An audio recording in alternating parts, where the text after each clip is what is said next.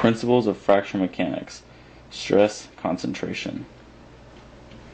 The measured fracture strengths for most materials are significantly lower than those predicted by theoretical calculations.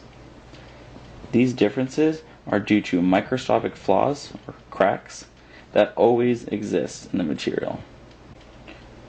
Fracture strength is thus dependent on these flaws, since the applied stress can be amplified depending on the crack orientation and geometry, which would be the size, the shape, and location of these cracks. To help us understand this better, we'll look at it visually. Looking at figure 1, we have a material right there, and right here we have an internal crack, position X and X prime, and that's going to have a length of 2A. That's for the internal crack. Another important feature of the crack is right over here, and we'll denote that with rho t, and this is going to be the radius of curvature for the crack tip. Besides internal cracks, we also have surface cracks, which we can see right over here. Those are going to have length A, and the reason they're called surface cracks is because they're on the surface of the material. This is wall, there's applied stresses, and we can see that this affects stress concentration by looking at a stress position curve. If we go ahead and drop these lines down from the crack tips, we can go ahead and see that the most stress that occurs is going to actually be at the crack tips, and then it lessens as you further away from the cracks. So it can be seen that the crack does cause stress concentration. Another visual we can look at is figure 2. We have our two materials right here. They're the same, but they have differences, with this one having no fillet and this one having a fillet. If we look at our stress force flow lines right over here, we can see that right over here they all bunch up, creating more force or more stress in the material, while our ones with the fillet over here are much more spread out, thereby meaning less stress concentration, otherwise known as the sharp corners cause stress concentration. Example problem.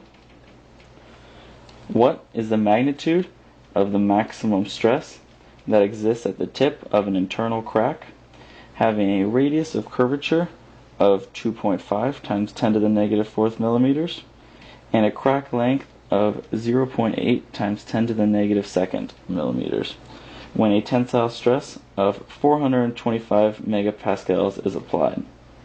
Additionally, what is the stress concentration factor? First up, we'll isolate what we need to find, and that's going to be our maximum stress, which is denoted with a sigma m, and our stress concentration factor, which is going to be a capital K with a lowercase t. We also want to look at what's given. So we're given the applied tensile stress, we'll call it sigma naught. We're given the internal crack length, we'll call that alpha for now. And we also have the radius of curvature of the crack tip, which, as we discussed earlier, is rho t. Since we do have two stresses in this problem, it's good to note the difference. The maximum stress can be seen as the highest stress on the material, while the applied tensile stress would be the total stress on the material where there are no stress concentrators. Putting our word problem together, we'll move on to the next page. So we have stress concentration continued, and we'll want to take a look at our governing equations. Our first governing equation is going to be for the maximum stress, and that's going to be equal to 2 times the applied stress multiplied by the quantity of the length of the crack divided by the radius of curvature, all raised to the 1/2 power. Our other equation, since we have two unknowns, is going to be for the stress concentration factor, and that's simply going to be equal to the maximum stress divided by the applied stress. Before we can work this problem though, we must do a quick conversion, and that's converting alpha to A. As we discussed earlier, we called our internal crack length alpha, but what we really want is our crack length, or our surface crack length, which is A. And we know that alpha is 2A back from figure 1. Moving on then, we can divide both sides by 2, so A equals 1/2 alpha, and now we can plug in our numbers to get a value for A. So 1/2 multiplied by 0.8 times 10 to the negative 2nd millimeters, and that's going to give us 0.4 times 10 to the negative second millimeters. What's known then is going to be our crack length. We just discussed 0.4 times 10 to the negative second millimeters. Our radius of curvature, 2.5 times 10 to the negative fourth millimeters, and our applied stress, 425 megapascals. What we need in this problem is going to be the maximum stress. The units for that are going to be megapascals, because it's the stress, just like up here. And our stress concentration factor, and this is actually going to have no units associated with it, since it's just a ratio between two stresses. Finally, we're able to plug in values. First up, we'll find our max stress by using that governing equation we start off with, and we can go ahead and plug in all our numbers right away. So 2 multiplied by 425 megapascals, and then we'll multiply that by 0.4 times 10 to the negative second millimeters. Divide all of that by 2.5 times 10 to the negative fourth millimeters. And we're going to raise that to the 1/2 power. We can see that these millimeters cancel, and plugging that part into our calculators, we know that our max stress is equal to 425 megapascals multiplied by 2 from before, multiplied by 4, which we got from right there. We can go ahead and then multiply this, so we have 8 times 425 megapascals. Finally, we do one last step of multiplication, and we have our answer for max stress being equal to 3,400 megapascals. And that's our first answer. Besides that, we still need to find our stress concentration factor.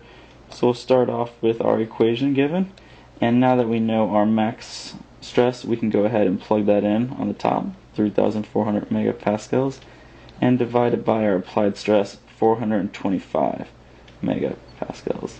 We can see that those cancel, so there'll be no units, and this is going to be equal to our answer. So our stress concentration is 8. We can go ahead and put both these parts of the equation together to give us some new information. So we'll start with our stress concentration factor governing equation, and we'll go ahead and plug in our governing equation for the max stress into this as well. So we can see 2 times the applied stress times the crack length divided by the radius of curvature to the 1/2 power divided by the applied stress, which will go ahead and cancel out, leaving us simply with our stress concentration factors equal to twice times that ratio to the 1/2 power. So this could be an alternative form for the stress concentration factor. Since we did this before in a problem, we can see if this holds up. So what we're saying is that should be equal to 8. And if we look at before, when our multiplication was being done, we see that we have our 8 right over there, which would give us our stress concentration factor before. Using our knowledge then, we can now understand that a higher stress concentration factor is going to correspond with a longer crack length and or a smaller radius of curvature. It means it's sharper. This all means that a lesser factor translates to lesser stress concentration. This is important because it allows for higher stress before failure in the material. Since we want a lower stress concentration factor, it's good to know how we can reduce it. So we reduce our stress concentration factor by avoiding sharper corners through filleting. This can be both for the crack or the material, and we can also minimize the length of the flaws in the material.